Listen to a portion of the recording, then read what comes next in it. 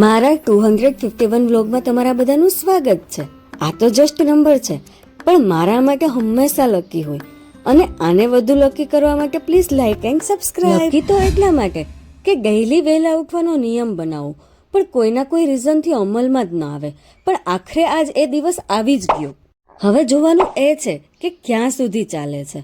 બધું routine follow કર્યા પછી ગરમ પાણીની મજા લઈએ, પછી કરીએ નાસ્તા અને ટિફિનની તૈયારી.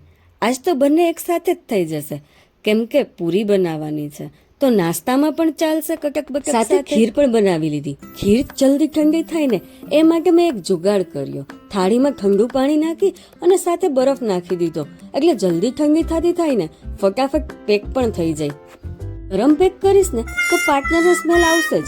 ખીર ઠંડી થાય ને ત્યાં સુધીમાં હું દહીણું રેડી કરી દઉં તો પાર્ટનર સાથે મોકલી દેવાય. ખોટું મારે ને ખુશીને દહીણું મૂકવાનું તો એકદમ સાફ જ છે, એટલે સીધા જ ભરવાના છે. તો ચલો હવે હું દહીણું રેડી કરી દઉં અને તમને મળીશ નવા એક બ્લોગ સાથે. Bye bye.